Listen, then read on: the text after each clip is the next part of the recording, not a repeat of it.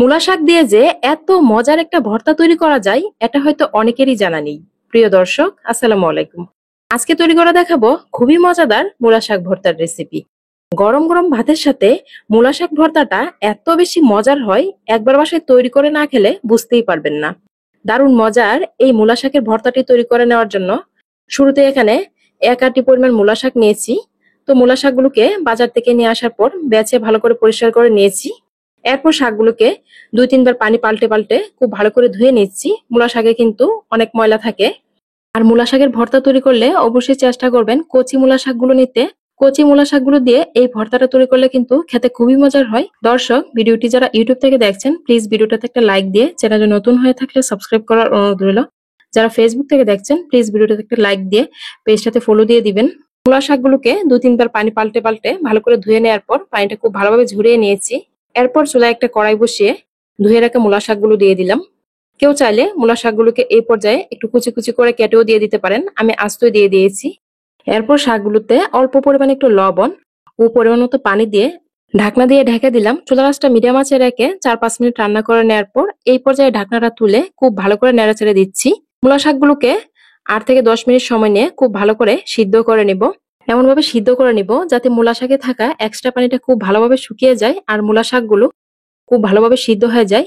এই পর্যায়ে মূলা শাকগুলো খুব সুন্দর সিদ্ধ হয়ে গেছে আর মূলা শাকে থাকা এক্সট্রা পানিটাও খুব ভালোভাবে শুকিয়ে নিয়েছি। এরপর চুলায় একটা প্যান বসিয়ে পরিমাণ মতো তেল দিয়ে দিলাম। তেলের মধ্যে কিছুটা শুকনা মরিচ দিয়ে দিলাম। মূলা শাকের এই ভর্তাটা শুকনা মরিচ দিয়ে করলে কিন্তু খেতে খুবই মজার হয়। চুলা আঁচটা মিডিয়াম আঁচে রেখে শুকনা মরিচগুলোকে 4-5 মিনিট ভেজে নিয়েছি। মরিচগুলো ভাজা হয়ে গেলে প্যানটা থেকে তুলে নিয়ে এই তেলের মধ্যেই অল্প পরিমাণে একটু হলুদের গুঁড়া ও অল্প পরিমাণে একটু লবণ দিয়ে দিলাম।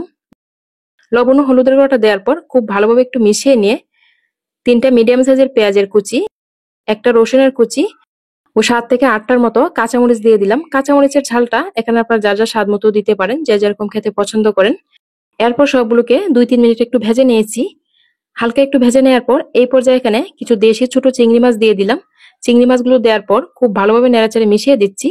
আজকের মূলা শাক ভর্তায় আমি চিংড়ি মাছ দিয়েছি, আপনারা চাইলে টাকি মাছ বা তেলাপিয়া মাছও দিয়ে দিতে পারেন, যে মাছগুলোতে কাটা কম থাকে আর কি, বা আপনাদের পছন্দের যে কোনো মাছও দিয়ে এই ভর্তাটা তৈরি করে নিতে পারেন। তবে যে মাছ দিয়েই করেন না কেন মাছগুলোকে অবশ্যই ভেজে তারপর ভর্তাটা তৈরি করে নেবেন। মাছগুলো ভেজে দিলে কিন্তু ভর্তাটা খেতে খুবই ভালো লাগে। চুলার আঁচটা মিডিয়াম আঁচে রেখে সবগুলোকে 5-6 মিনিট একটু ভেজে নিব। যখন ভাজতে ভাজতে পেঁয়াজ রসুনটা একটু নরম হয়ে যাবে আর চিংড়ি মাছগুলো অনেকটা ভাজা হয়ে যাবে, তখনই এতে সিদ্ধ করে রাখা মূলা শাকগুলো দিয়ে দিব। সিদ্ধ করে রাখা মূলা শাকগুলো দিয়ে খুব ভালো করে সবগুলোর সাথে নেড়াচেড়ে মিশিয়ে নিচ্ছি। মূলা শাকের ভর্তা তৈরি করলে কিন্তু এইভাবে তেলের মধ্যে হালকা করে একটু ভেজে নিয়ে করলে খেতে খুবই মজার হয়। মূলা শাকগুলোকে 4-5 মিনিট ভেজে নেওয়ার পর এই পর্যায়ে এখানে কিছু ধনিয়া পাতা কুচি দিয়ে দিলাম। মূলা শাকের এই ভর্তাটায় ধনিয়া পাতা কুচিটা দিলে কিন্তু ভর্তার মধ্যে খুব ভালো একটা ফ্লেভার পাওয়া যায়। ধনিয়া পাতা কুচিটা দেওয়ার পরও আরো 3-4 মিনিট সময় নিয়ে সবগুলোকে একদম ভাজা ভাজা করে নিলাম।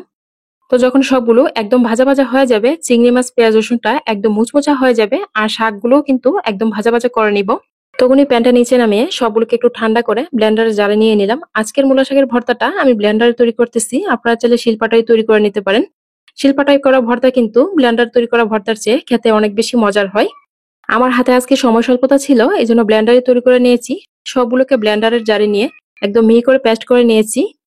মিহি করে পেস্ট করে নেওয়ার পর ভর্তাটাকে একটা বাটিতে ঢেলে নিয়ে নিলাম।